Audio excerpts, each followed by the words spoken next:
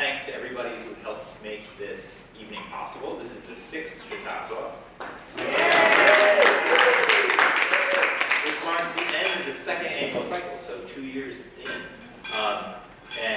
It's delightful to see a very healthy crowd. I mean, not just you're not sick, but I mean like a good number of people here this time, which is terrific. Thank you, Amanda, for doing the machine. She wrote this 25 years, and she came to my house at like 5. I was like, "Are you on time?" And so she helped me to pull this together in time for your arrival. So thank you very much. We have some newbies here. Raise your hand if you've never been to a Chautauqua before. Oh man, it's like that. So afterwards, you got to go through the spanking machine. It's not bad. Don't worry about it. No, but it does give me the excuse to talk at you, which is what I really wanted. So I will go through about a 5-minute review of what is Chautauqua, both like where did this term come from, and also what is this Chautauqua. So next slide.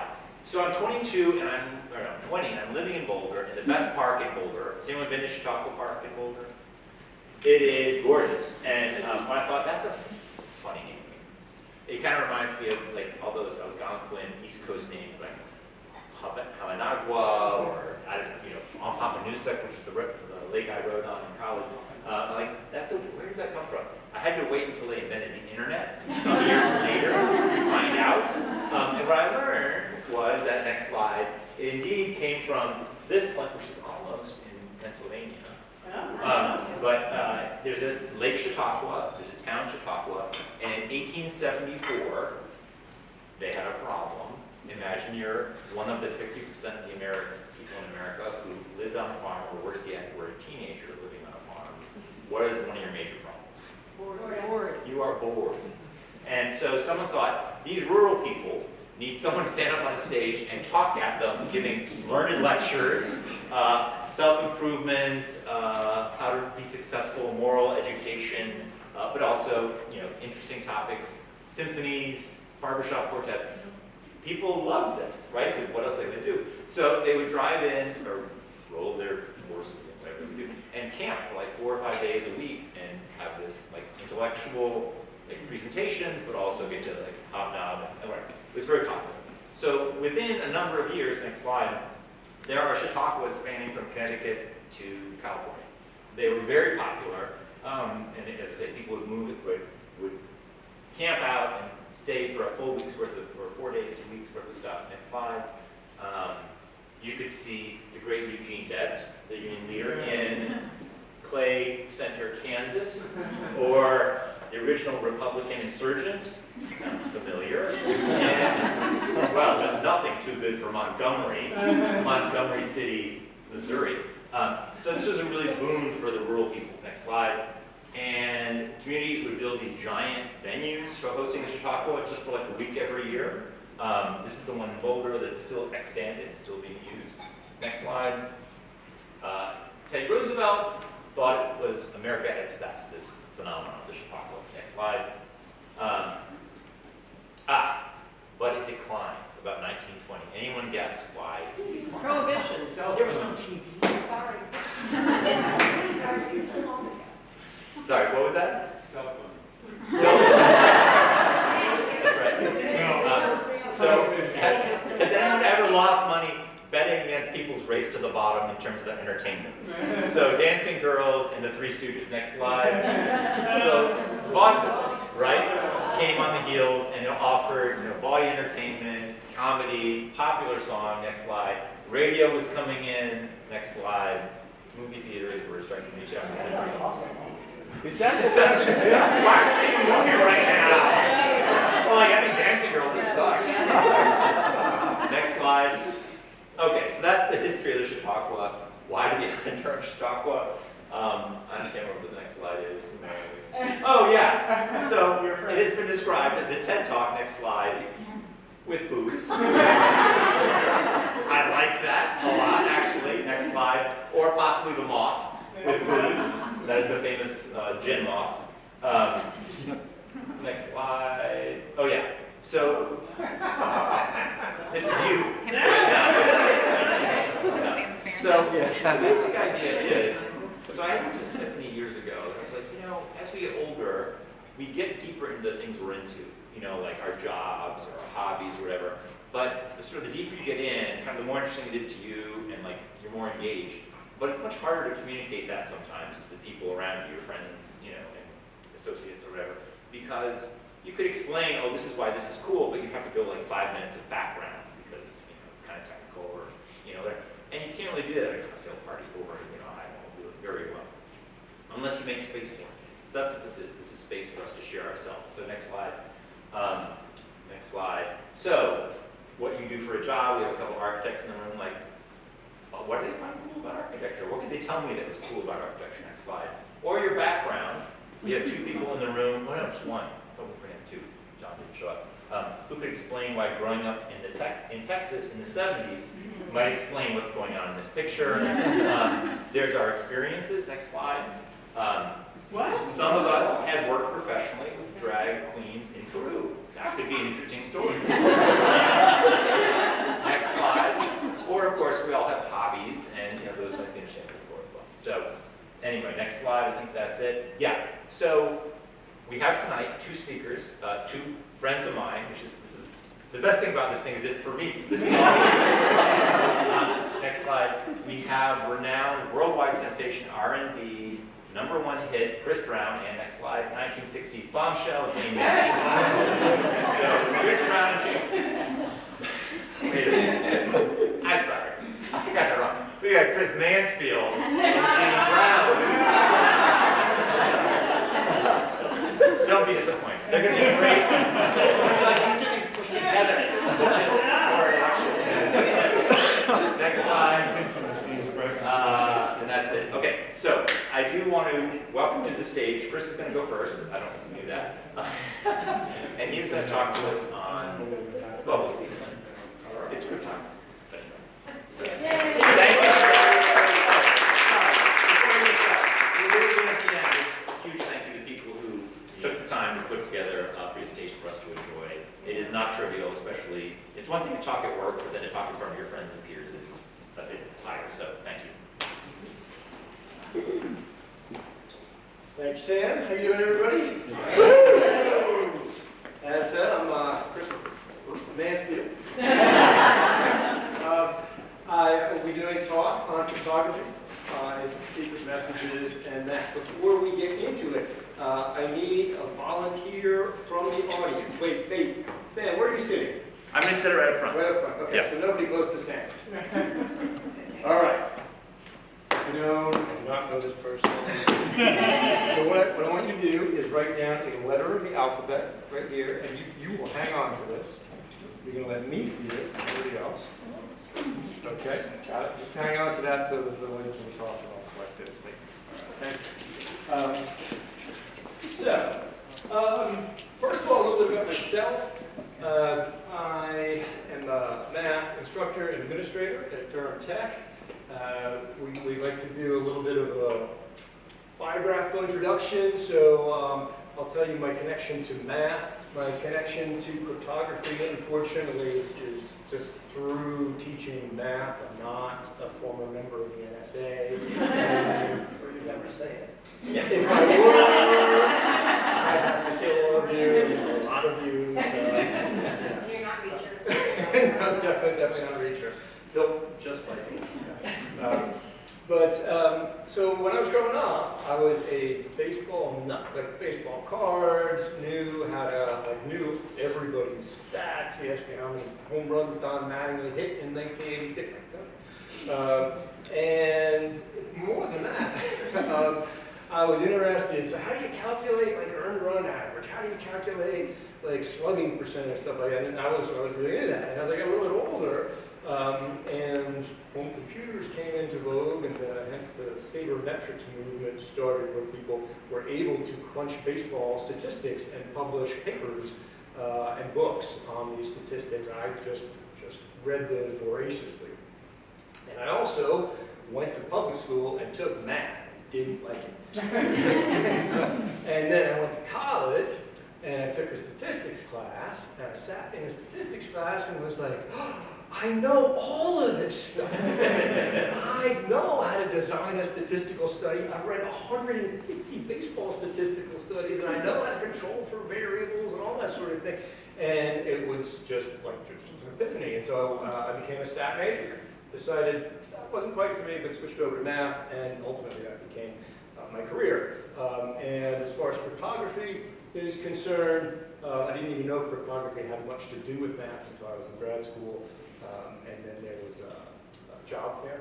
And so one of my older grad school classmates, we were talking about the job fair. He said, "Oh, the NSA is going to be there." I'm like, "The NSA? What are we hired for?" And he's like, "Oh, you know, cryptologist." And I was like, "Cryptologist? Really? From like our program?" He's like, "There's a lot of math behind that." And I was like, "Oh, I didn't know that. It sounds interesting. I could maybe get to that." And he's like, "Yeah, you have to. I mean, you have to be like, you know, really like top of your class, and you've got to have a squeaky clean." And I was like, "Yeah, I don't want to work there."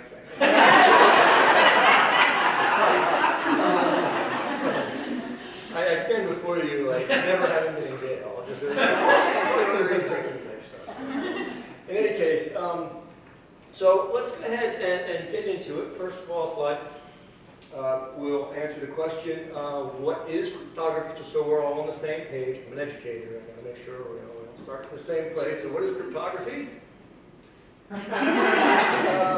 No, but there is a link here. Anybody know why the word crypt would refer to encoding messages and to that thing? Mystery? Yeah, you're not far off. Mystery. Slide. Something hidden inside something else? Yeah, something hidden inside something else.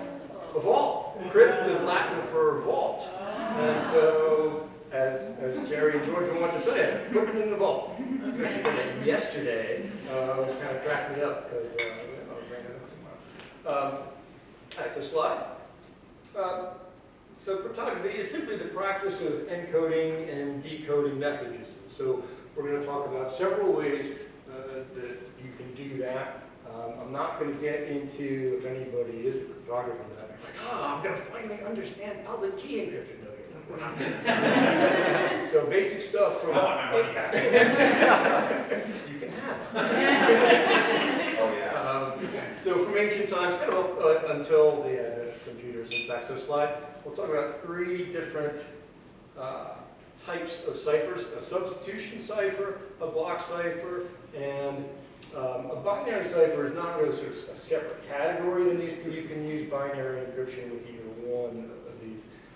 And so we'll start with substitution ciphers here. So slide.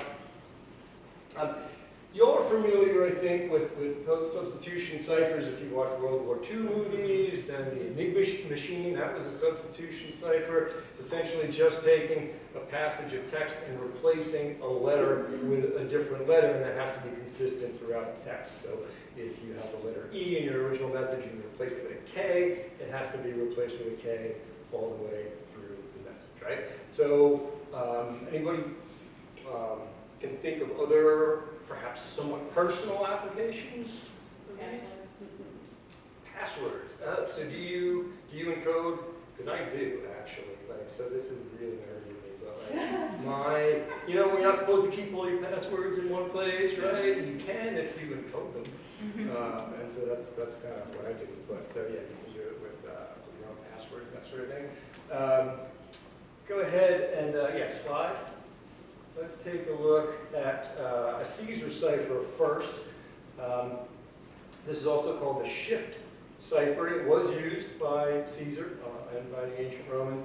Slide, we'll get a sense of how this works. The idea here is that every letter in your original message here, which is, by the way, called plain text a lot of times, is then shifted a certain number of positions in the alphabet to the new enciphered or ciphertext letter. So in this instance, if there's a B in my original message, I am then changing that to an E, C gets changed to F, D gets changed to G, etc., etc., etc. And then there are these handy-dandy little sort of concentric circles where you can line them up. They're each, it's very simple.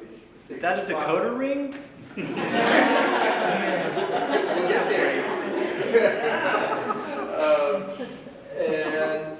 can match it up for easy encryption and decryption. Slide. The money shot. Right. So you've seen A Christmas Carol, you know. Decoder rings are very exciting if you're like 8. But they use a Caesar cipher. Now, any thoughts about the problem with a decoder? No, not decoder, I'm sorry.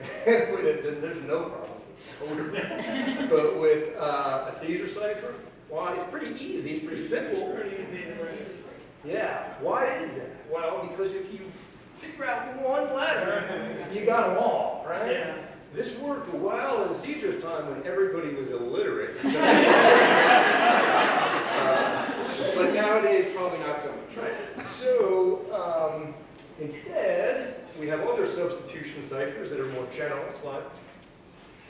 So here is one. See, the T's showed up. All right, pretend you can't see the T's, and now I'm going to ask you. So this is a cryptogram. How many people did cryptograms? You guys remember newspapers? Yeah. So unlike when I'm teaching, I don't have to explain what a newspaper is. Good. But so they used to have, now they have Sudoku in them, but before Sudoku, right, they had crosswords and cryptograms, right? So, so the idea is you would look at this and you would try to figure out, all right, well, which letter does each of these letters stand for? And so pretending you can't see any T's down here, then what do we think are our options for the F here? Or an S. Or an S. Or an S. It could be an S. Maybe a D. Or a D. Or a D. Oh, Yeah. so like HOW apostrophe D if we're. Or an IOU. Could be an M. Could be an M if it was Durham.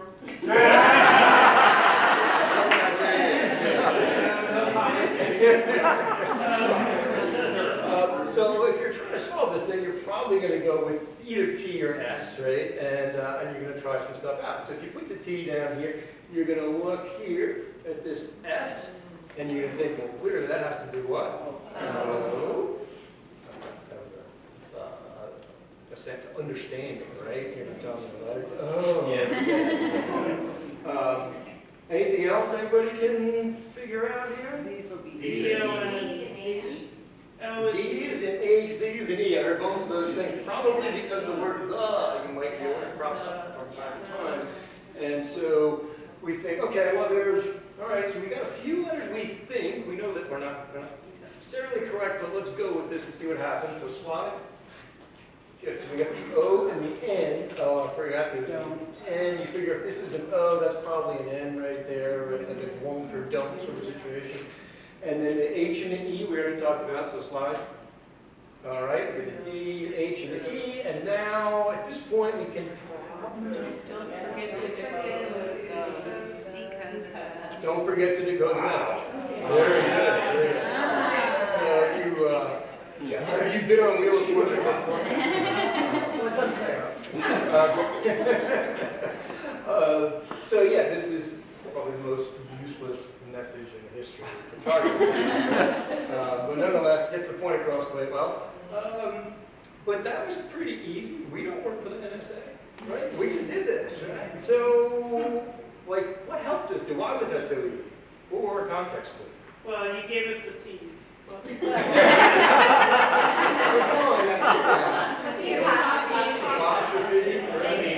Spaces in the words, word length and spaces in the words, right? So then, what if we got rid of all that stuff? No capital letters, no apostrophes, no spaces in the words. Slide. That becomes a lot tougher, right? Yeah. Now, if you have the code and you break it, you have no trouble reading the message, so it's not a problem. But if you're trying to break it, then you've got a problem.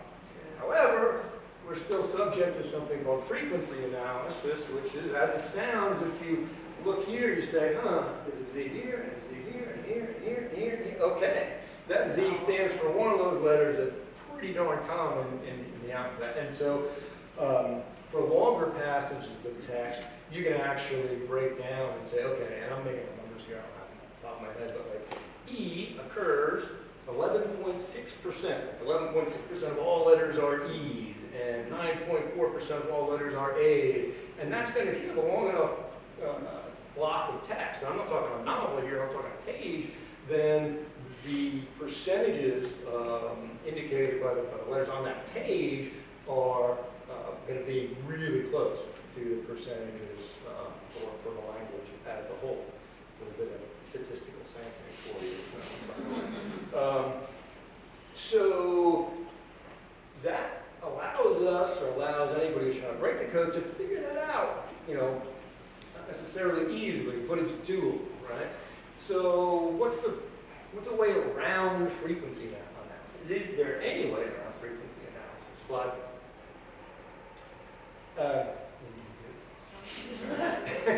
And now we get to sort of the genesis of this talk, because originally what we're about to talk about now is something that I presented to my linear algebra class, which is like a class having to do with matrices mostly. I'm not going to get into detail. So we're going to talk about a fair amount of math. I'm going to gloss over it and go over it quickly. It's still going to be on the test that I give you after we'll like I said, kind of try to make it understandable without getting too bogged down in details. So, slide. So this is a type of block cryptography called a hillside, right? And so this is the single most useful message of your slide, right? You know, somebody's going to come in and take me out before I get tortured. So the idea here is that if I'm sending you a message, you and I agree on a matrix before, right? And this matrix can be any size. The only thing is the size of this matrix, and this is 3 by 3, 3 rows by 3 columns. The size of the matrix determines how many letters you can encode at a time. All right. And so there's a give and a take there, which is probably not what it is right here. But in this case, what I've decided to do is a 3 by 3 matrix that will encode 3 letters at a time. So you've got 6 letters to encode, so they are nice and easy. And so in each case, then you take a letter here, and you have to assign the letter a number. Typically, you would assign A to number 1, B to number 2, etc. So K is the 11th letter of the alphabet, I the 9th letter of the alphabet, and so on. And so then you take the first, in this case, 3 letters, or numbers, and you put them in a 3 by 1 vector here, and you multiply the matrix times the vector, and it gives you an output vector. Okay? So the output vector is basically, now you can ignore the matrix and just say the 11th letter of the alphabet, K, gets transformed to the 23rd letter of the alphabet, which is W. Right? The 9th letter of the alphabet, I, gets transformed to the 54th letter of the alphabet. Everybody knows what that is, right? So wait, how do we get around that? Well, essentially we go, well, we use a modular arithmetic, which you all are familiar with, but not my name. And so essentially what we do is we start with A equals 1 all the way up to Z equals 26. Let me just start over at 27, A equals 27, and so on and so forth. All right. And then we do the same thing with the second 3 letters slide there. And then we get the 17th letter of the alphabet, and then we'll have to futz around with the 41 to 40, get those numbers less than 26, and slide. This is what we end up with. Oh, shoot. Wait, he did these in PowerPoint for Word, or for Windows, and we transformed it into Google Slides, and sorry, my bad. No, that's okay. I'm just impressed we got this far. So, yeah, this is perfectly understandable anyway.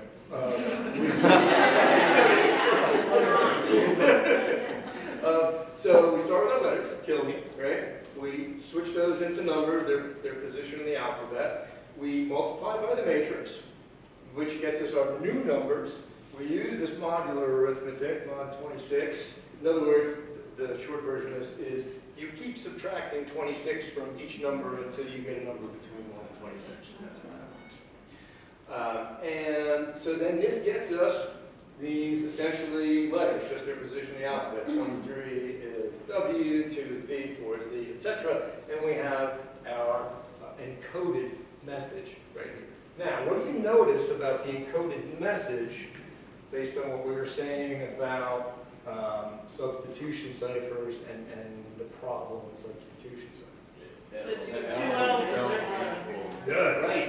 This L is encoded as a D, this L is encoded as a Q, so this is not subject to frequency analysis at all.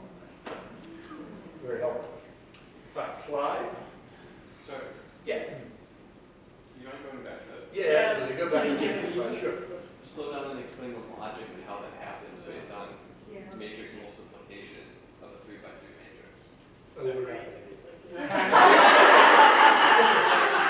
I'm explaining. Well, and I think one of the things that you have to remember is that the first three letters, the L was a third position letter in the first matrix, or the first block. And the L is the first position, the second. Can you look at Let's go back to the matrix multiplication. I don't want to get too much in the weeds on this. But, so, one more slide back. Okay, so this is our 12. Notice the 12s are in different positions here. Yeah. So this 12 is third. And so when the way the multiplication works, right, that's enough for you? That explains it. Okay. Thank you. And thanks for clarifying the question. I kind of went back to, I could start by teaching matrix multiplication. All right, so let's skip forward. Thank you. That was So good. does the size of the block matter in terms of whether it's easily cracked or not? Yeah, absolutely, right. So you'd want to use a larger matrix, and so there's no real specific rules as to exactly how large. The problem is you use a large enough matrix, and matrix multiplication becomes difficult, even computationally difficult for computers sometimes. And certainly if you're doing these things by hand, you don't want anything, more than whatever, 5 or 6, 5 by 5 or 6 by 6 or something. But yeah, so that's the downside. The upside is a more secure message. The downside is having some computation. How does the decoding of that? How do we go backwards, right? Oh, okay. There we go. Perfect. I should have read it. It's okay. It helps, actually. You're a paid plant, moving me on to the next. Yeah, right. So we use inverses. And so y'all are familiar with inverses, even perhaps not by name, but inverse is essentially a mathematical opposite. So the inverse of addition is subtraction, the inverse of multiplication is addition, the inverse of matrix multiplication is still matrix multiplication. You have to find the inverse matrix to multiply by, which we're definitely not going to do. But it is something like teaching this, and my class already knows how to do this, and so it's a nice sort of review exercise for them to find the inverse matrices. But so slide.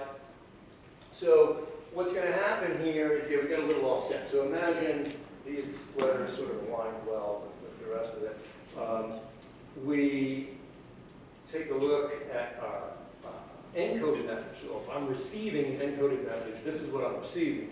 And I'm saying, okay, let me take the W, make that 23, the B, 2, D, 4, etc. And then, remember, I have the matrix already. We agreed on that 3 by 3 matrix beforehand. So all I have to do is find the inverse matrix, which is a relatively trivial, for small matrices, relatively trivial. Again, we run into computational problems finding the inverse of like a 10 by 10 matrix or something like that. But so I magically, from your perspective, find the inverse matrix, right? And then multiply the inverse matrix times these vectors, just like you saw earlier, right, with the encoding process. And I get some numbers that are not super friendly right here, but again, I take everything on 26, subtract by 20, roots of 26, so you can see this subtract 52 here, by 52 here, and here I'm adding by 52 because this one's negative, and so on and so forth. And then I get my original encoded letters and switch back. Shouldn't the inverse be don't kill me? You make a terrible spot. Slide. Okay, so the third and final cryptographic method we'll look at uses binary numbers to encode messages. And we can do that with substitution ciphers. We can even do it with block ciphers. We're going to look at it in the context of substitution ciphers here.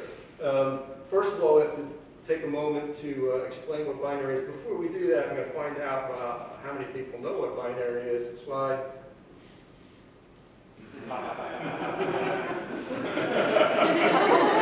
Judging by the laughter, some of you. I think some of those people laughed before they actually read it.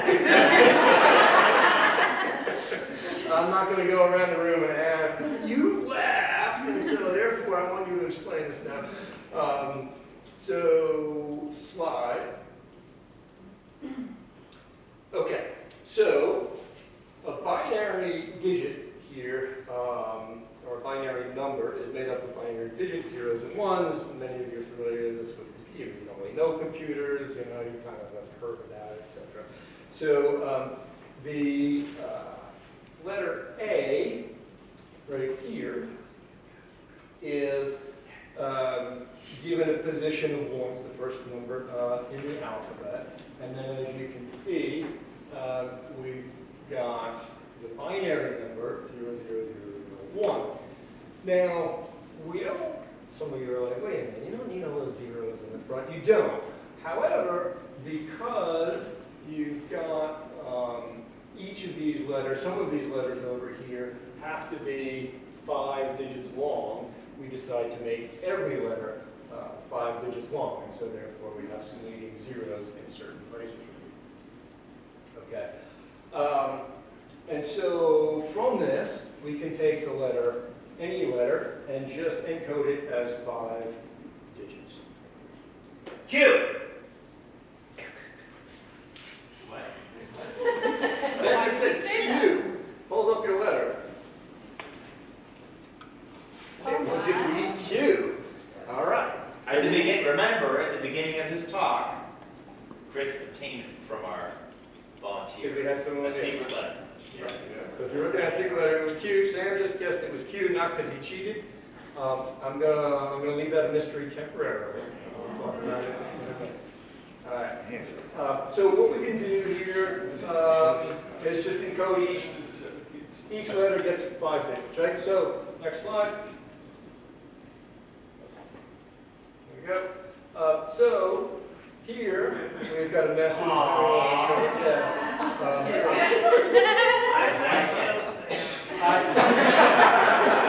All right, I'm busted. Because you're right. I said originally I was going off to kill me, and I'm like, oh, kill Sam. And I thought, that's mean. What's this on for us? Like, oh, I got to do something nicer than that. And so I was like, I'm going to change 2 letters. Much nicer message, right?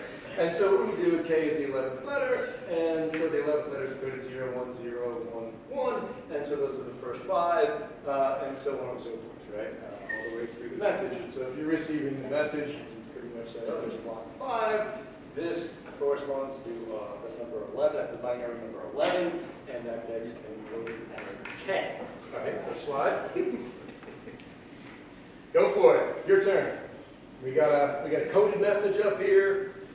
Just call it out when you get it.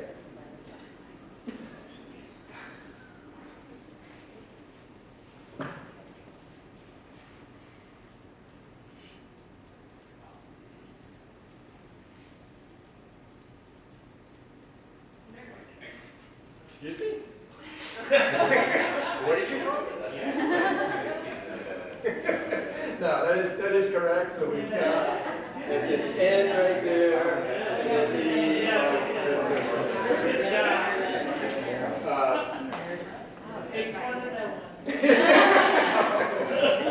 there you go.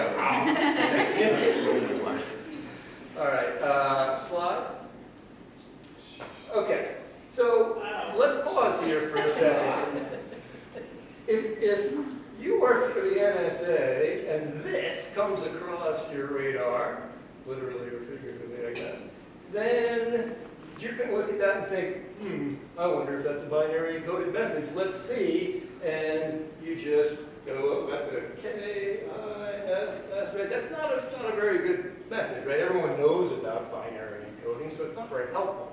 Thing is, you don't have to use zeros and ones, right? You can use anything you want as long as something stands for a 0, stands for a 1. So you can use M's and C's, and if a potential code breaker intercepts this message and looks at that, they might just think, that's the longest Roman numeral ever.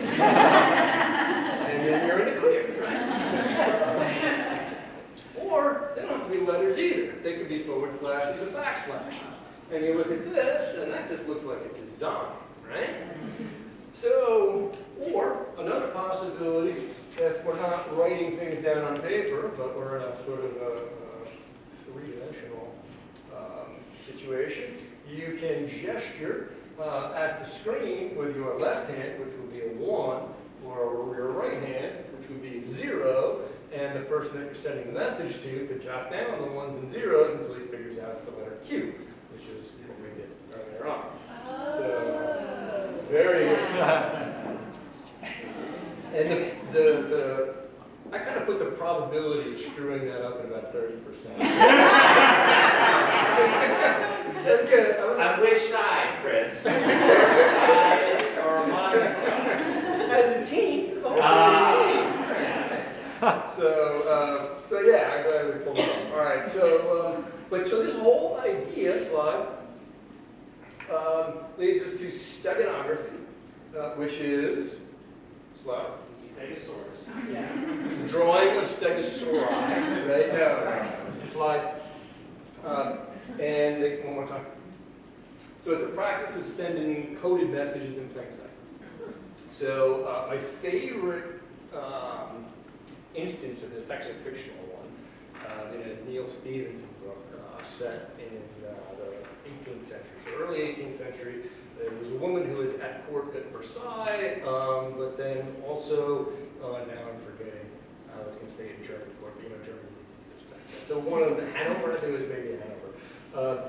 So she was going back and forth, and she knew that it was possible she would be suspected of perhaps carrying messages and so on and so forth. And so what she did, slide, is she did a sort of a Madame Defarge-like sewing, cross-stitching sort of thing. And so she was always seen for a while as a reader, you're like, oh yeah, you know, she's always got this knitting. That makes complete sense, she's always got her knitting. Well, she's cross-stitching, and for each X, either, I guess you can do it either way, where the stitch goes from your upper right to lower left, could be on top of the other one, or it could be underneath the other one. Those are your 1s and 0s, and that carries, and you can have an awfully long message, right? You know, because you've got a whole cross stitch thing, right? So she was the original slide, the original woman who rocked. So I'm hoping that, so we're pretty much done here. I'm hoping y'all can take something away from this.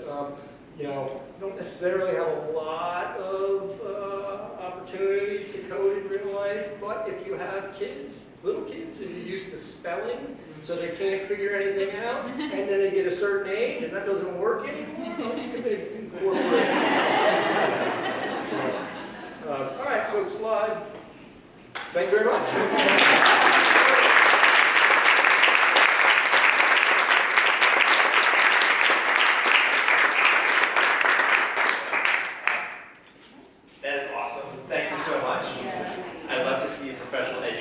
At the podium, well, or first that's podium because we always have that. People need to get like go fresh. So let's take a 2-minute to refresh drinks, go to the bathroom, whatever, Take a stretch your legs, shot. and It's then. not mine. It's not going to be as good as that. No. I'm not a teacher. Lower the end. No. And then you'll be happy. I think I've never used it. I don't use the bathroom.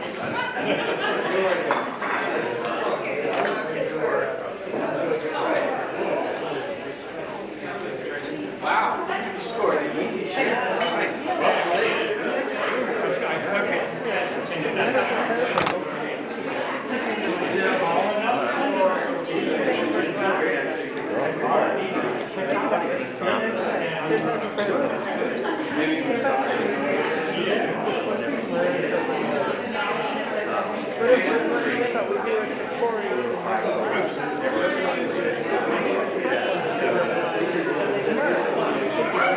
Yeah, but I mean, like, she's had to do like airports, which is kind of like that.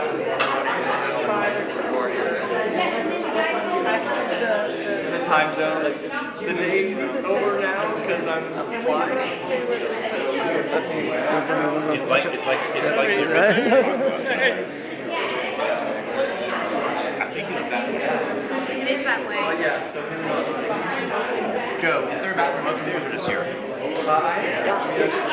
Two back there, there's two upstairs. Sally, there's one upstairs, two upstairs as well. There's two there, and there's two upstairs right above it. Mind if I run upstairs then? Yeah. Okay. I feel like it would need to be an adjunct. yeah. Like, you know how they have like TED Talks and they have like TEDx Austin. It's like something. Because It's not running. I really like my community. And you know, I mean, obviously a lot of people love They it. have a lap pool that's working. You know, in our Google Friends, we end up with your clients, but that's not all. I don't want to like. It's not inside.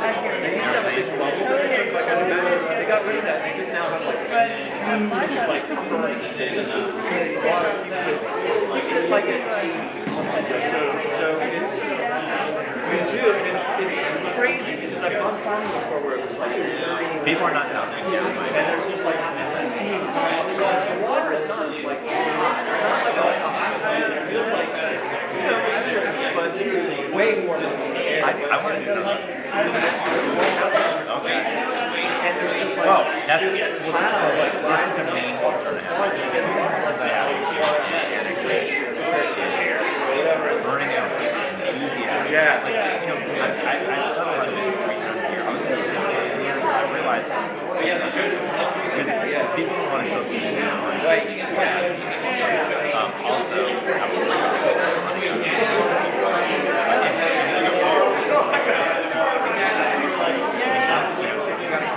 it takes a lot of I had a study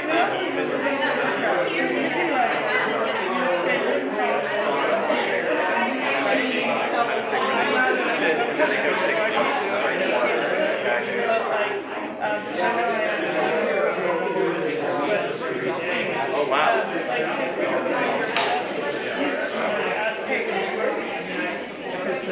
right. Exactly, yeah. They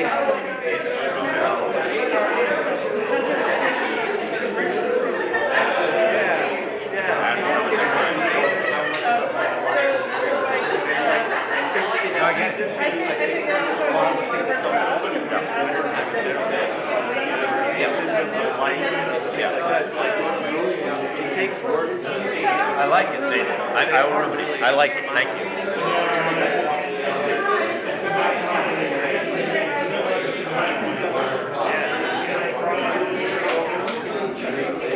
Man, that sounds awesome.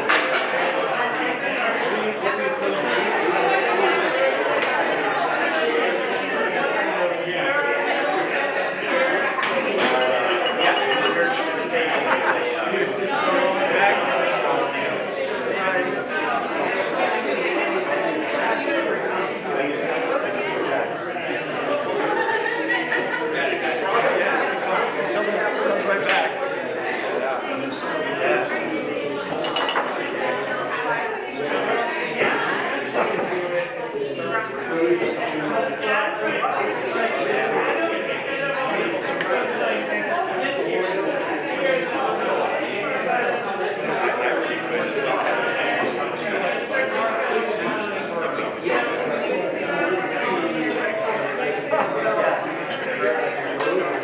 Yeah, my hardest thing is that like days this time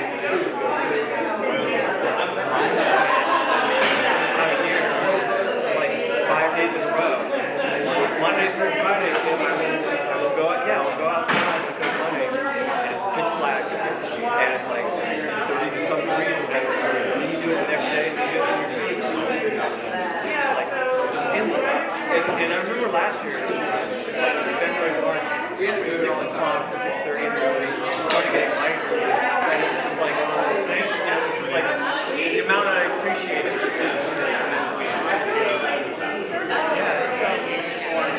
We'll get going in just a second.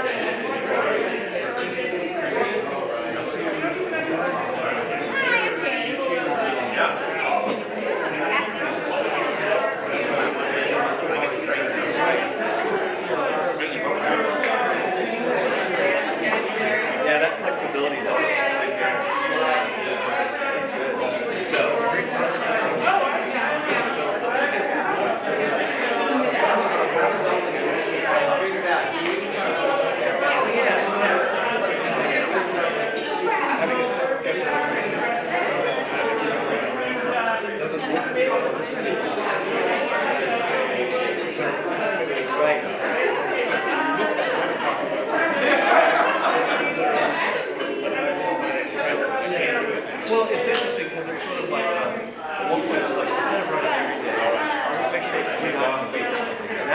actually has kind of a reverse.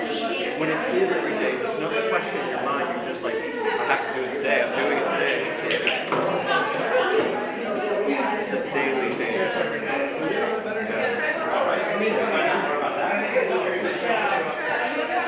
It does.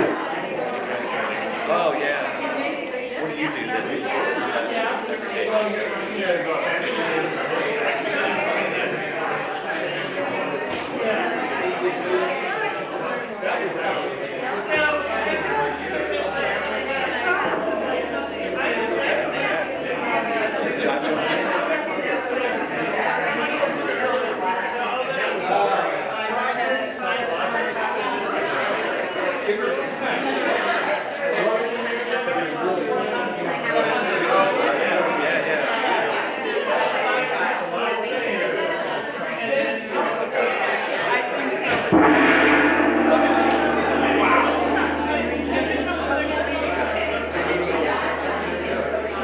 Please regain your seats.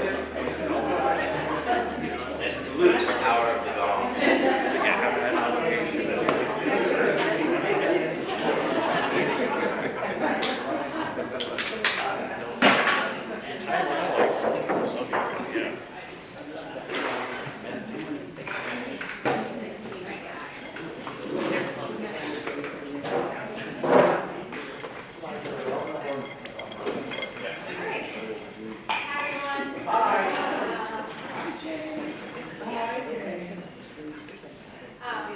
I am going to talk about a story about righting a wrong. I'm going to spend the next 10 minutes or so talking about a topic that impacts us all, and that's the cost of medicine. And there's really just two things I want you to take away from what I'm going to share, which is varying levels of knowledge. One is Medicare, which is the health plan, the government program that covers people over 65 with some disabilities, now negotiate prices on the most expensive drugs for the 65 million people covered that it serves and on behalf of us, the taxpayer. And then in the U.S., drug prices are set by letting the market decide, and finally, pharma's thumb is off the scale. So that's why the party is over. So, all right, so let me just start with a little bit about who I am. I will be able on that side, so you don't. Oh, Okay, boy. there you go. So what? All right, I'm not on that side. Okay. Okay, There you go. cool. All right, you want to say, okay, yeah, here you go. This is my husband. This is, and I have some children, too. 3 lovely girls. All right, there we are. I grew up in Philadelphia, but really, that was where the heart is. North Carolina. I went to some schools. Go ahead, Joe. Next slide. Duke is what brought us down here. I also worked for some companies. Maybe you notice a lot of health in the names or things that were health, so this is kind of my thing. And next. What I'm doing now. Next again. Just this past year, I started my own consultancy after working for companies that had revenue in the billions. I decided. No, I didn't. I had revenue in the billions. I am now working at where I really started out, which was in smaller organizations, and I help them accelerate their growth and transform. And I do that by kind of taking all their amazing plans and helping them turn them into actions and outcomes. So that's kind of why this is why I wanted to write this wrong, because I've always been dismayed, because I've always been in healthcare, mostly, except for one time I spent some time in Self-Help Credit Union, if anybody knows that organization. Banking made me run back to healthcare. And I care about things. So I've always been dismayed that Medicare couldn't negotiate prices for drugs, which is like seemed totally unfair. And like it's just a random rule that some lobbyist was able to make happen. So, and then I heard that there's something that was happening that was changing all that, and I'm assuming it was too good to be true, so I wanted to know more, and I'm just going to spend, and that's why I'm spending some time with you today to share a smidge of what I've learned. I know that there are like real experts here in this audience that know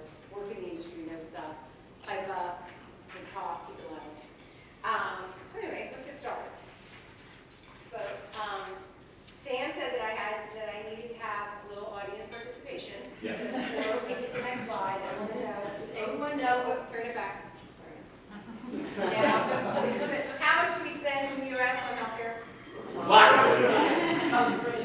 What percentage of our GDP is that? 15. I hear 15, I hear 30, 20%. 40? 20%. But what that means is basically that's money that we don't spend on other things like fixing climate or education or roads. So you can go ahead. And additionally, what's really bad about that is that we don't get much for it, and that's the problem, right? So it, and go ahead, Joe, if you want to. We get lower life expectancy. We get more hospital stays, more suicides, more moms dying, and that's just not a good return for all that money. And additionally, we also have inequity within the system that is appalling. If you are a person of color or folks with less means, you are going to not live as long, you're not going to get as much care, and you're sicker. I mean, it's just appalling. So we got to do something about it. So first, what we're going to talk about today is like who's spending all that money. So go to the next slide, Joe. Medicare, the number one health payer in the U.S. is the federal government through the Medicare program, which means the taxpayers, all of us in the room, are footing a big portion of the bill. And although private health insurance, so this is a chart of like how that $4 trillion is spent, you'll see that private health insurance is, bigger than Medicare, but Medicare has more influence because it is a single payer of 65 million people, and everybody's contracts in private health insurance actually tags to Medicare's prices. So if Medicare changes prices, it actually influences the whole system. All right, so audience participation time. How much does Medicare spend each year? Any guess of the $4 trillion? Because it doesn't spend all. Any guesses here? Some math? Any math majors in here? 800 million. 800 million. Bingo, right? And then kind of, what are some of the things, we're about to talk about this, but before we do, what are some of the things that they spend that money on? Prescription drugs. Right? Hospital stays. Hospital stays, anything else? Medical devices, Medical devices. diagnostic right? Durable testing. medical equipment. A lot of stuff. A lot of stuff. Overhead for hospitals. Yeah, exactly, right? So, and this is giving, how many people are on Medicare? I've said it already, but one of them. 65 million. And it is supposed to go up to 80 million people will be on Medicare by 2030. So this number of what we're spending is only going up. Why this is an urgent issue that needs to be fixed. All right, next slide, please. Yep, that's right. There's 4 things that they spend it on. Managed care, which is private hospital, private health plans that actually cover Medicare people.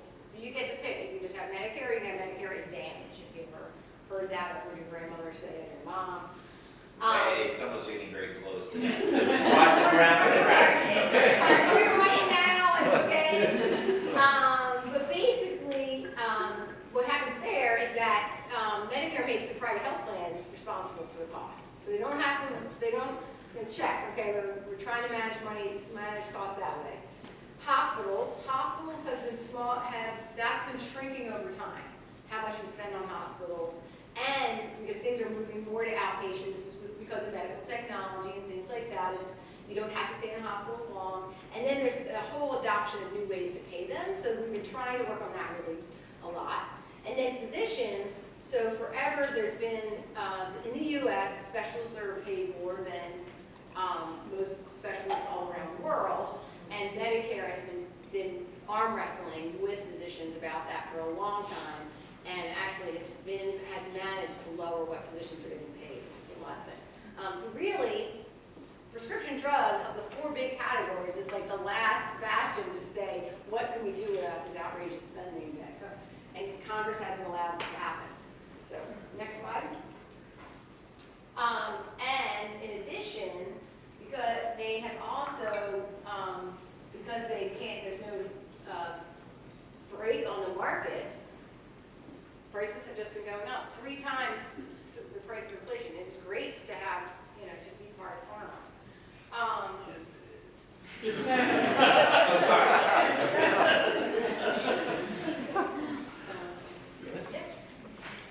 Okay, but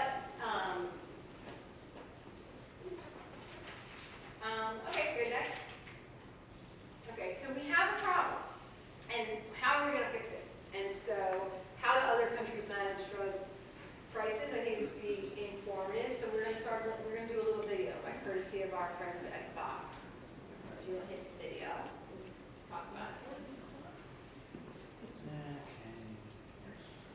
All right, excuse, watch my No. mouth.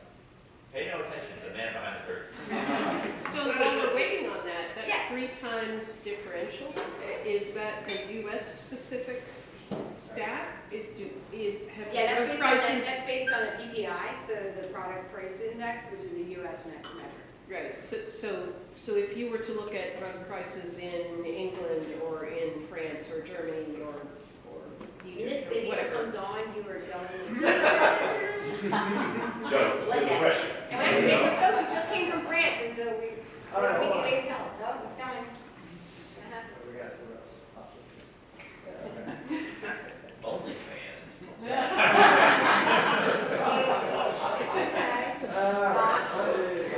Video? Very nicely done, sir. Yes.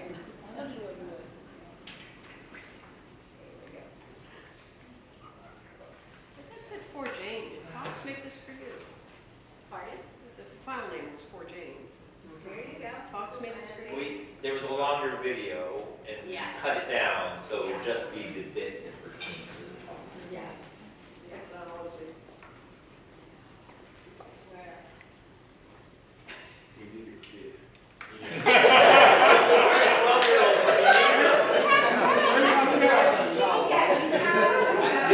Just to be clear, I forgot to tell them there's going to be a. Understand is that in the U.S., drugs get to patients. It doesn't like the extension screen, so we just have to do it.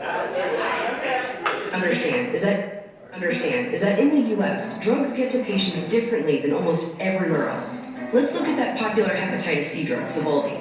In 2014, Sovaldi became the first drug to completely cure hepatitis C. Here's how it got to market in, for example, the UK. First, a government agency had to decide that Sovaldi was safe and that it actually worked. Then it was evaluated by a regulatory agency to see if it was worthwhile. Are there too many side effects? Is there already a similar drug? Is there a cheaper option? Sovaldi was deemed worthwhile.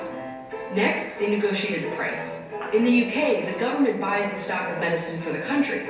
That means they're usually able to get a lower rate, kind of like a bulk discount, which keeps prescription drugs cheaper for UK citizens. In almost every developed country besides the US, this is what the system looks like. Safety evaluation, assessment of whether the country needs it, price negotiations, sold to patients. Now let's look at the system in the United States. First, the drug is evaluated for safety, but that's it. If it's safe, they can sell it and use it. Drugs are sold by the drug companies to patients, usually through insurance. And since the US system lets them sell it for any price, Gilead, the company that makes Sovaldi, charged Americans more for it. When it first came to market, the entire treatment cost $84,000 in the US. In the UK, just about $58,000 US. That's still a lot of money, but it's a full 30% less. So it seems like the UK has the better system, right? Well, We're not going to hear you say Obviously, access is the punchline there, right? There's a trade-off here. But if you remember when they mentioned in the video that centrally purchase drugs for the whole country, well, that's kind of what Medicare is. Medicare has 65 people, it's the largest single payer, and so there's just a lot of potential market power there, which is why it's been a wrong that needs to be righted to give them some additional power. And next slide, it finally happened. August 16, 2022, the Congress finally gave Medicare the power to negotiate prices. Now, hilariously, or not so hilariously, it was buried inside the Inflation Reduction Act, which actually focuses on climate change. So that's the part of this. But it did have this provision somewhere where it's actually going to allow Medicare to negotiate prices for the first time. Jane, does that mean that the government's Medicare is going to buy a big lot of drugs? Yeah, they're gonna set the price, right? So instead, right now, they have not been allowed to set the price, so like Gilead, they said, okay, what will the market bear? And they'll just price it and see what sells. So now they're actually gonna have to deal with Medicare and say, I set a price. Now in Medicaid, and I know we have a little bit of a ringer here in this room, but Medicaid actually negotiates prices, which is just bizarre that Medicare has not been allowed to. I Medicaid covers all drugs that hit the market. Medicare does not have to cover all drugs that hit the market. That's what happened when I can't remember which act passed it. Yeah. So Medicaid has to cover whatever drug your doctor says. You know, by the time, they can say there's a step through therapy, so you don't get like the biggest drug right away. But at the end of the day, anything FDA approved on Medicaid is covered. Right. So, Wait, hold on, I didn't catch that. Slow that down. Sorry. Say that again. Medicare versus Medicaid, right? Medicare has not been able to negotiate drug prices. Medicaid in the U.S. has always been, well, you know, always in my lifetime, been able to negotiate drug prices. Why? Because Medicaid, what's those poor people? Medicaid is low income and certain other, it's like Medicaid and CHIP, which is the Children's Health and Disabilities, but also the Children's Health Insurance, has always been able to negotiate drug prices because in return, it has to offer people on Medicaid access to any drug that is FDA approved. Medicare does not. Why not? So, yeah. it's, I think that's the way it's the same. Stay tuned. We're gonna have her our next time. It's like any insurance. Your private insurance It's does private. not have to cover all drugs. You Right. can end up with some sort, it's usually in the rare diseases space, we're not talking about like the vast majority of people, where somebody ends up with a diagnosis and then they just think their insurance will cover it because they have insurance, and their private insurance will say, we just don't cover that. Yeah. And Medicaid is the only one that by law has to cover any FDA approved drug. Right, and that is actually not true in foreign countries, actually. That's where there's a whole book about access in other countries. Yeah. So I'm glad that Medicaid and Medicare came up. Yes. What evidence, or not evidence, how has it worked out? So how much negotiation actually happens with Medicaid, and how much produced are the prices compared to the equivalent drug, you know, for the Seriously, equivalent person an in entire new Chautauqua on that one. It's different. You have a Negotiation answer happens. for it, but this is a really complicated I subject. can do a quick answer just based on my experience, because Medicare is your federal government covering anyone who's 65 plus and certain people who fit criteria, versus Medicaid, which is a state. It's based on the state you live in. So Medicaid is partially funded by the federal government, but half or more can come from the state itself. So that answer for you is dependent on the state. I work in Massachusetts, where a lot of negotiation has happened. There'll be other states where there's very little negotiation that happens. So that kind of depends on what state, usually under the executive branch of that state, because you'll have your Secretary of Health and Human Services, which then covers Medicaid. So the very fact that it's state by state probably weakens the negotiating power. It's not 60 million or 40 million, it's 5 million, it's 3 million, it's 6 million. Yes, or on the flip side, if you're a state like Massachusetts that does a really good job, you fly under the radar and you tell them we're going to do things differently here, and they say okay to you because they know Kentucky's not going to follow. Right. And Massachusetts will be So on there. you can have arbitrage. Exactly. Then you'll be writing them and they'll be like, okay, you sign a deal here. We'll make it up Thus, elsewhere. thus making the entire system more inequitable. No offense to that, like, it's great if you get that game, but, yeah. So anyway, so they basically gave them the power, now go ahead, next one. Now, the thing is that they're not gonna negotiate everything. They're actually gonna focus on the most costly, most expensive drugs, and those are, this is the diseases that they're gonna cover. For the first end, it covers $50 billion of an over $100 billion spend. Is driven by these 10 drugs, and 10 million people take them. Now, some of these are, like blood cancer. This is a more rare condition, but the drug is well over $100,000 a year. So there's that. Well, there's 4 different diabetes. The number means how many drugs it's actually will be negotiated, and there's 4 in diabetes rates, and millions of people take that drug. 3.4 million people take some of the diabetes drugs in this cohort.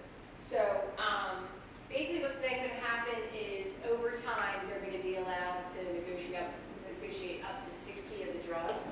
Now there will be a lot of gamesmanship with this, for sure, but they select selected drugs and how they selected them is that they went with, it was a single source drug that had no competitor in the market. So they decided, okay, we will be the market force to lower the price.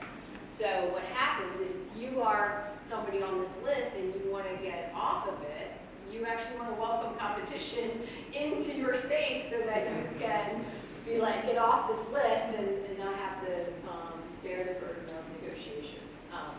So then how did everybody feel about when this happened? You go ahead. There was a lot of gratitude. So Barack Obama called it a big fucking deal. This is kind of crazy. And how did the farm industry responded with lawsuits? Go ahead, next. Now what's interesting is all the pharma lawsuits have been dropped. Oh, really? Oh yeah, because the thing about it is, you have participating in Medicare and serving 65 million people is at your discretion. You don't have to participate in this market. So I think they're still, I'm sure, very smart attorneys trying to figure out what the angle is here, but they have kind of sobered up a little bit and be like, yeah, it's going to happen. So next, is it a fair fight? Yeah, it was a huge fair fight. This is Goliath versus Goliath. This is an industry that has well over $1 trillion in revenue. You have an agency that's has over $1 trillion in budget. I mean, Sorry, do you mind if I just add one detail? Oh, please. Bureaucracy. CMS is a ridiculously understaffed agency. They have less than maybe 1,000. Yes, they are, but they have thousands of contractors. Which is a misnomer. Like this is the. Yes, so that trillion is not spent on staff. It is spent. That's the point. But Yeah. this is making it kind of a fair fight for the farm industry. lawyers. Has way more lawyers, way more people, and part of their strategy is overwhelm the staff and consultants, but consultants have their own people working at CMS. Well, that's a great What insight. is True. But I will say, they're the federal agency who manages Medicare for the entire country. What does CMS stand for? Center for Medicare and Medicaid Services. Okay. Yeah. But So, you said most of the but it's a Goliath regardless, because it actually controls access to the market. So it comes with loaded guns, right? And they have some weapons. Yeah. What's the fight if the lawsuits were dropped? Well, I mean, they still have to negotiate with each other over the price of drugs, right? And so that's where the advantage, the market advantage that the pharma has, and then also how they can also play how many other drugs they have in their, in their portfolios. So there's a lot to this. But but you don't cry for the others. You're like, there is no, oh no, there is no. All right, next slide. All right, this is what you should just walk away with if you've never even heard of it. Then you know what CMS is, right? It's going to be 10 costliest drugs and then 60 by 2029. Sorry, pause in there. The 60 costliest drugs will be under the envelope of can negotiate Yep. by 2020. Yep. The negotiation is optional, but however, this is where they carry all that market power and access, is if you don't participate, then everything you sell into Medicare is going to be subject to a 95% excess. So it ain't going to be, that's the fair fight. And then pay rebates if the price increases is larger than inflation, and yes, I did look this up, and Carl and I are going to have a private conversation about how those rebates get calculated, but it's more mischief about, in drug prices in general, there are, the key question is what's the price of the drug? And there's lots of different kinds of prices in this market. And so this is where the detail gets very deep because, And when you say pay rebates here, This does is that from mean a rebate to the customer? No, Or no, does that it mean may- the rebate that is really the kickback to the internal? no, actually this is, and this happens in Medicaid today, Medicare will have to, the drug company will have to pay a rebate to Medicare if the drug that it chooses to sell in its market is increases over inflation, the price increase. Is that among the drugs that are not negotiated, or? That's among all, that's the entire portfolio. So wait, can you just slow down before. I'm Sure, not- yeah, so what will happen is, I'm a drug company and I'm gonna sell a drug at $100, right? But next year I want to charge $150 for it. Well, that becomes my, basically AWP, but it's basically average wholesale price, right? And there's other different kinds of prices, but there's some anchor, right? And so the feds say, okay, well, you can go charge that, but for us, that is way more than inflation. So that $40 over the inflation costs, you have to give us a rebate on that, and they have a whole formula for it. And sorry, that's gonna apply to all drugs? Or Yes, just the 60? all. No, all. All drugs. Where does that rebate? Because remember that big, crocodile thing, 3x inflation? Yeah. That's what they're trying to do. Where does that rebate go? That goes into the pockets of the federal government, so that'll be How does that that'll be help a receipt. taxpayers? I mean, So where does basically, how does it that cycle? means it's less money that they have to tax us for, because everyone has Medicare tax on their line, right? That's less money they have to spend on healthcare because private companies are paying into it. So is that, am I reading this correctly, that is a functional cap on price increase rates? Yes, So it's it's all. across I understand that. drugs sold. To Medicare. Wow. To Medicare, yes. But it also just. But remember, inflation, I mean, they all raised their rates 5%, and there's a really interesting organization called ICR that looks at unsupported price increases. I mean, they just raise the prices because they raise them. That's it. You can stay there. Oh, okay, Kansas. So just my simplistic mind understanding. So once we've established a price for a basic like diabetes medication, like insulin, then essentially like if that price increase is any larger than inflation, like there's a cap on that, there's a header on that. So at that point, once it's negotiated, the price can only increase with inflation. Anything beyond inflation, like Right.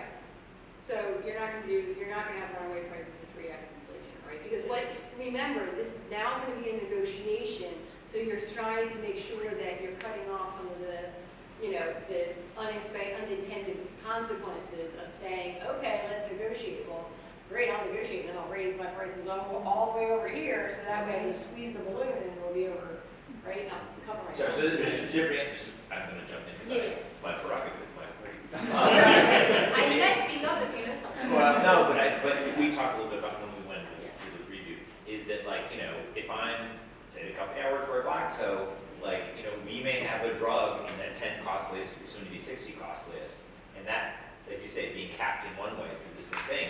But I'm like, fine, take our blockbuster drug and, crimp the price on it. And all the 3,700 other drugs that I sell to Medicare, I'm just gonna, and you're saying, yeah, this is the way to make sure that Right. when you keep a Yeah, plan but- on the big blockbuster drug, you don't kind of get that money back from the taxpayer by raising. Like, yeah. Hey, Okay, does that mean that the incentive with new drugs that come on would not to be affordable, but to have their baseline price be pretty high up? correct. I mean, this is absolutely a criticism of this tactic, and I think it's, but the reality of it is that the pharmaceutical companies have been pricing their drugs any way they wanted forever. So why would they stop now? the drugs are already pretty expensive, the new ones in the market, Oh, yeah. especially in rare diseases or oncology or crazy numbers. And that has a little bit to do with also how patent laws. Yeah. exist in Oh, the and US. that- So that's a whole different incentive, you've got like 10 years to cash out, and so. Yeah, and it also varies across the world, where some places will not let you go ahead and just give you a patent extension, while in the U.S. they've been very generous with patent extensions. Yeah. I remember very well when Glaxo first really came here, and I had a lot of clients who were working with Glaxo, and they were talking about the new building on Firemore Drive and how they were kitting it out. And one wall was a tree from some rare tree, Brazil or someplace, where they had so that the veneer was that one solid tree across this giant wall. I mean, they spent a fortune on things like that, a fortune. And then they charge a fortune for the drugs because it costs so much to develop them. Well, no, it costs so much to put that wall.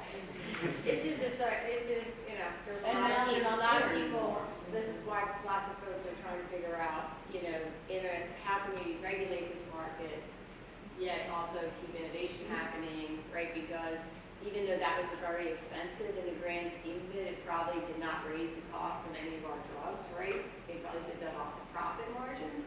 Well, profit margins are part of the drug prices, so. Yeah, but we live in a capitalist, right, so we want to do it, but it's hotly debated, absolutely. Okay, we gotta let Jane finish her No, thought. it's almost done. So anyway, so then there's going to be a $2,000 cap on drugs for Medicare folks, which is awesome. Then it's already Which means being, that that's a cap on an individual. yeah, an individual, right, you go to the pharmacy. annual. Per annual. It is already being contested, so I'm not sure, but What is it now? Is there? it's still in it. It's percentage of. Medicare, you might be paying. So lots of, so like some of these top drugs, that people are paying $5,000 a year for these drugs, and they have multiple of these drugs. That's why pharmacists exists, right? Which is a nonprofit here in $96 million over 10 years, not chump change, right? They're gonna start going into effect in 2026. Yeah, so it's gonna take a while for this to come through the system. Next slide, and we've been talking about a little, like, there's lots of unknowns. First of all, no one will be voting for this. So the election's in 2024. Now, fascinating, I almost put this clip in, but Trump also has been going after the farmers. Like, Republicans also all know we have a problem. How do we want to solve it? That's up for debate, right? This is the current solution. At least make it a fair fight. And then drug manufacturers, we talked some of this, there's going to be plenty of plans to subvert the process and figure it out. I was talking earlier with some folks, two companies in particular are really vulnerable with this change. Amgen and J&J, they have drugs on this list that account for more than 10% of their annual revenue. So go short their stock, but you know, not qualified to be stock this. But you know, people are going to feel, they're going to have to figure something out. This is actually affecting, this will affect them. Prices for consumers, it's not a slam dunk that this means we're going to pay less. I mean, I got a cap, but that's being contested. It's complicated, so there's a lot going on with that. Individual states have gotten in on saying, oh my gosh, these high prices, they are creating affordability boards that are looking at what, again, probably more for Medicaid, but like looking at the prices of drugs and what we're paying for it. There's a drug middleman called a pharmacy benefit manager that works between the health plan and the consumer on what drugs you get, and they tier them and they do all that stuff. Not sure how it's going to affect them, but Sorry, these are the people at a private insurance company Private that insurance. determine the Yeah. pharmaceutical Yes. offerings of that insurance. And it's my understanding that for at least certain drugs, in point of fact, more than half of the cost of the drug actually goes to that pharmacy benefit manufacturer, not to the manufacturer who actually developed and manufactured the drug. That's a whole other Chautauqua on how this guy, how it's great to be a middleman and make money coming and going. So yeah. Yeah, so people don't even know who these are, and yet, okay, speaking as, a pharma person, right, like, pharma is an easy punching bag for, big evil pharma, which, and all the politicians hate big evil pharma. They don't even know who the pharmacy benefit managers are, and yet those folks whose stated role is to keep drug prices down, and yet they're soaking up all the money for, it's not clear to me what they do. It's clear to me what the manufacturers do. They develop and make the drugs. So yeah, health plans are also in the business of making money off the drugs they sell to people, right? They get the rebates back. It's very complicated. I do think pharma is using that as a squirrel. No offense, like, look over there, that's the buyer. Don't look at me. They are more of the cost, and they start the whole thing because they own the prices and they manage their profits, so, but yeah, I mean, that's a whole. But they have to set the prices in part part. due to paying the PBMs as much as the PBMs want to be paid in order to get the drug onto the formulary and yada. It's a big There's complicated only thing, everyone's- 3 major, the whole market for drug middlemen, there's only 3 companies that really do it and own all of it. Optum, CVS, I mean, it's insurance plans, and Express Scripts, that's Cigna. So like, we all know who they are, and they're all insurance plans, so yes, there's room for more regulation in my mind. And then what the insurance plans will do.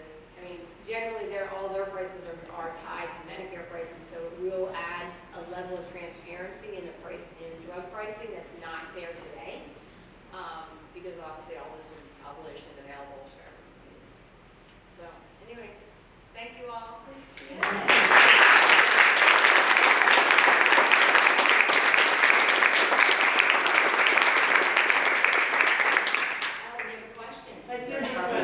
Oh, shut Please drop all this Related to this. First sentence story. No, just Jane, this is a really fantastic talk because I feel like I have more questions that I even knew I had before I listened to this talk.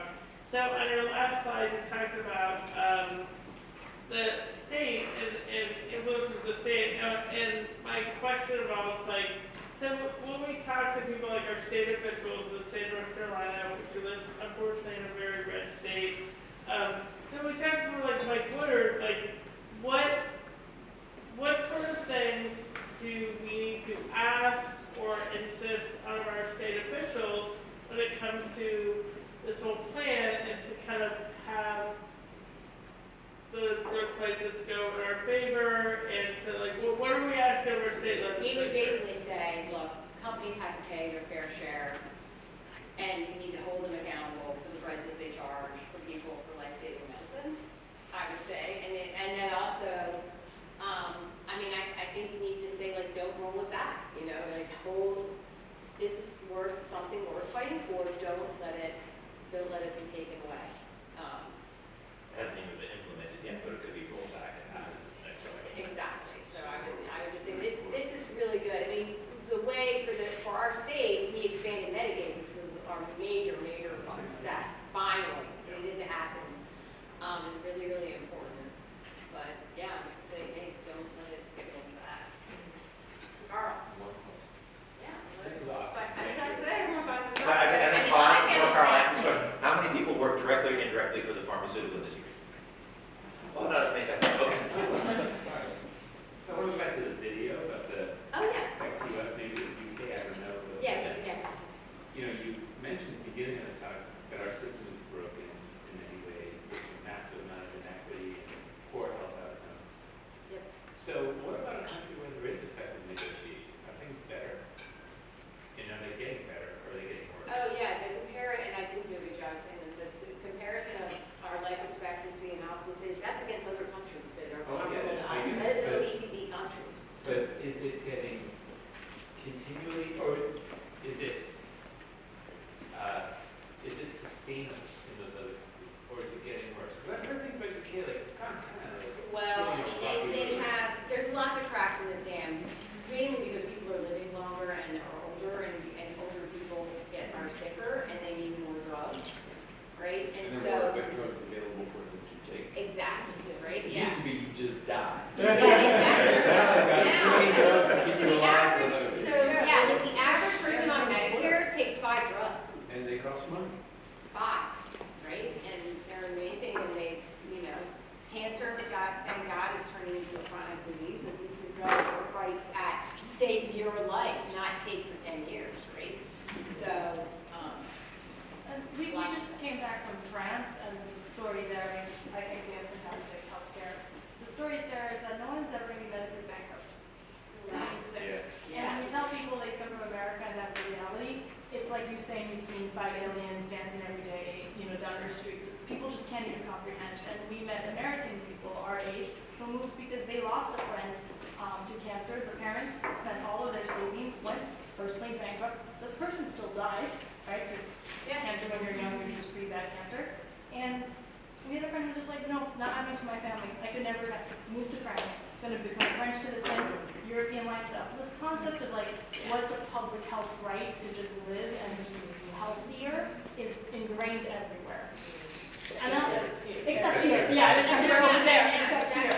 And that I think changes also the dynamic. And it's not just about drug prices, like the medical system is a much bigger entity as one, but it's a different thing to be somewhere where you're just like, that will never happen to somebody.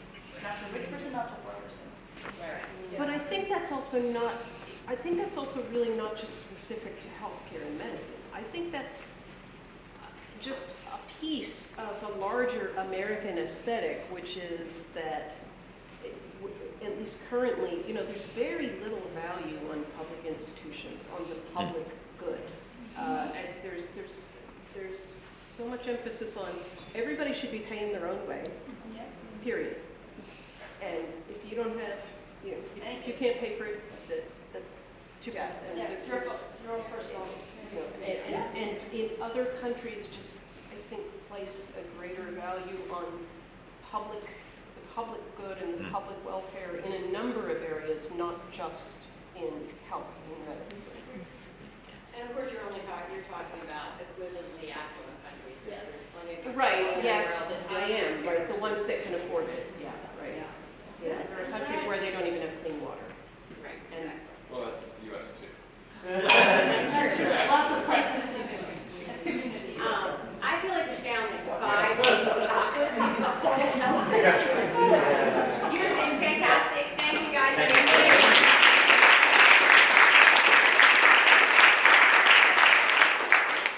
Can we get a special round of applause for both of our presenters?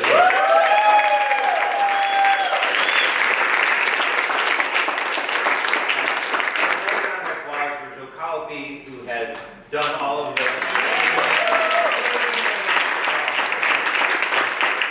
Just to be clear, Joe came here before 6 to help us get in, you know, wait until we get all cleaned up and leave out, and he did all the technical stuff, and very generous of you to allow us to use the thing, now 2 years in a row, so very, very appreciative.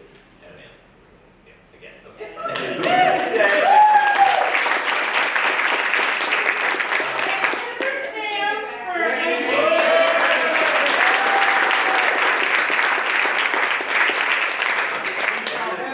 Known as Q. Seriously, put that down, you're going to shoot your eye out. Thank you all for coming also, because you guys, I'm just sitting here by myself with 2 friends who are climbing here. Thank you. If you enjoyed the Chautauqua, please, if you weren't on the invite, like some people brought friends and friends, which is great, I will, well, come see me or text me or somehow send me your email, because I let people know, I let people know about these things by email, not texts or face snap or whatever. So let me know, and I'll put you on the list so you can find out about future ones. They're generally working out to be about 3 per year, so there'll probably be one in June and one next September. If you think I want to do that too, I can go home and be a big hero, contact me, because we are always looking. I was looking for people to present at Chautauqua, because it takes special people to be able to. Well, it takes a special effort to present, but it doesn't take, you don't have to be a special person, you don't have to be a rock star. Present Chautauqua. These are rock stars, but everyone's story is welcome to Chautauqua. I'll stop talking now. I'm another cocktail, I certainly will.